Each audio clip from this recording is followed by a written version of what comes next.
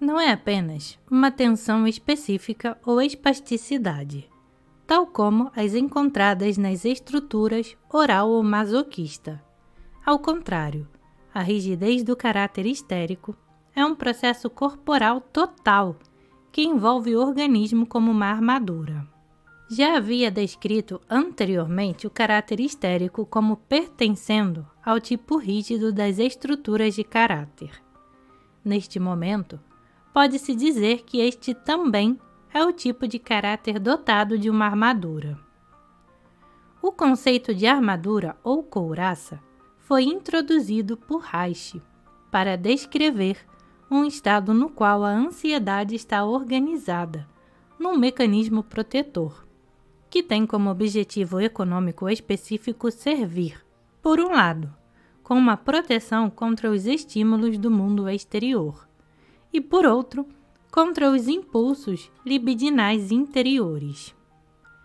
Pensa-se imediatamente na armadura dos cavaleiros dos tempos antigos, que serviam como defesa contra certas forças externas.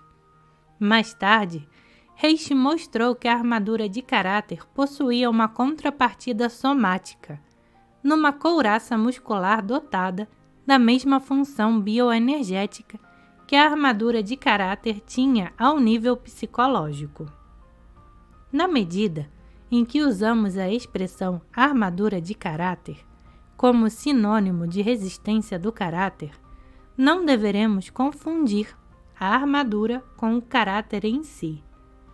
Todo indivíduo neurótico tenta armar-se contra os perigos e ameaças, tanto de fora como de dentro. Na realidade, os caracteres oral e masoquista são apenas em parte bem-sucedidos.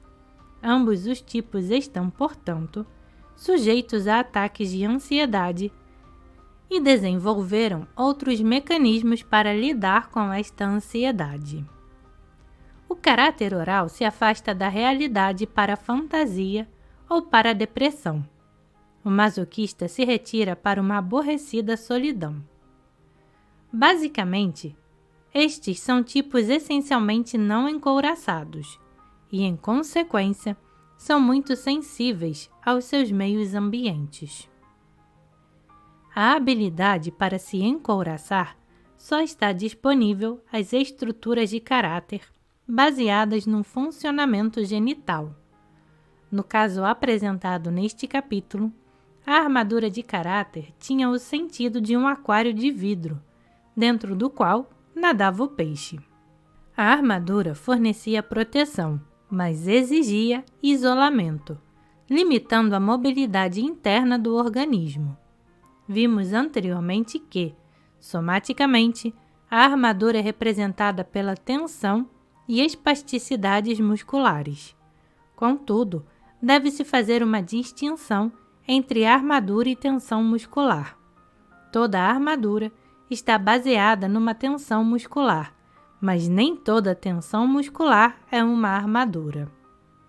Esta depende de se as espasticidades servem ou não para proteger contra os estímulos do mundo exterior e bloquear efetivamente a ansiedade. As severas tensões musculares encontradas em esquizofrênicos, caracteres orais e mesmo nos masoquistas não constituem uma armadura. As pessoas que sofrem desses problemas são não só sensíveis, como carregadas de ansiedade, o que então constitui precisamente a natureza de uma verdadeira couraça muscular.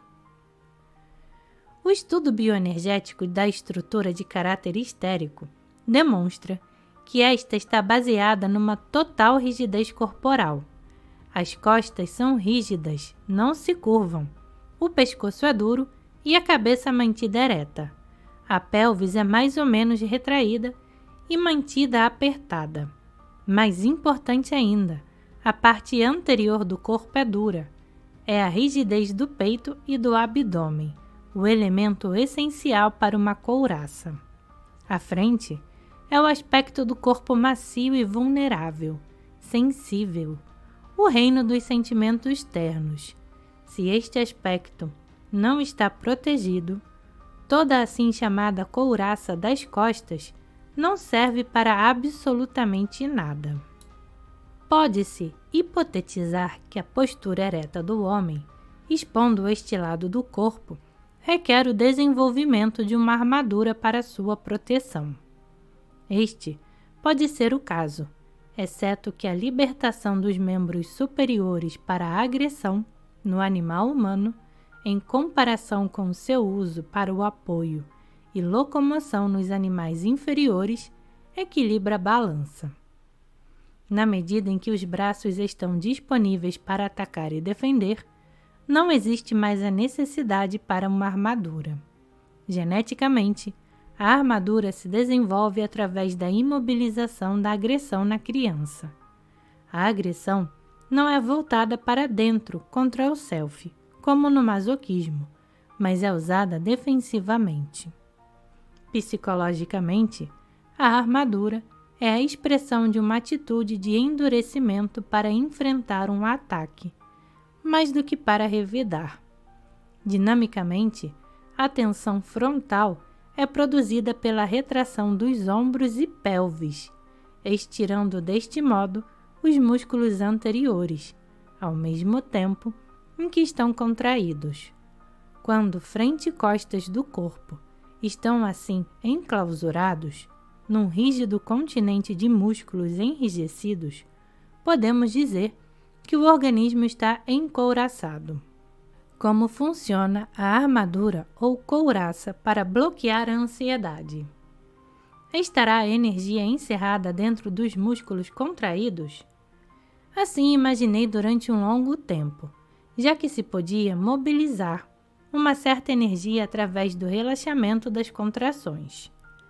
A experiência terapêutica prática forçou a compreensão do fato de que não se obtém nenhuma modificação na estrutura do caráter, apenas empregando-se relaxamento da tensão muscular. Esta é uma parte necessária do serviço, mas somente uma parte. A mudança na estrutura do caráter se desenvolve a partir de uma alteração na dinâmica da estrutura do caráter. É a liberação da agressividade de sua função defensiva que muda o caráter histérico. Não se remove nenhuma couraça sem pôr em liberdade a raiva reprimida, que então flui com força para os braços e mãos, na medida em que os ombros adquirem mobilidade, a parede do peito relaxa, a respiração se aprofunda e sobe a produção de energia. Isto resultaria no aparecimento de ansiedade, a menos que o trabalho analítico tenha preparado o caminho para sua descarga através da análise sexual. Com o uso da técnica bioenergética de dar um apoio às pernas, está preparado o canal para a descarga, antes que seja liberada a raiva. Estamos agora numa posição de compreender o mecanismo através do qual a armadura bloqueia a ansiedade. Ela assim procede, reduzindo a respiração através de um controle inconsciente sobre os músculos da parte anterior do corpo. Embora o diafragma esteja relativamente livre, a rigidez da estrutura total limita a inspiração e a expiração. Isto explica porque o primeiro passo em direção do tratamento biológico das neuroses foi uma técnica baseada no estabelecimento de uma respiração completa e livre. Uma inspiração de oxigênio aumentada eleva a produção de energia e fortalece a formação de impulsos. Sob o efeito de tal técnica, os impulsos puderam desenvolver força suficiente para vencer a repressão e atingir a superfície na forma de conscientização e ação.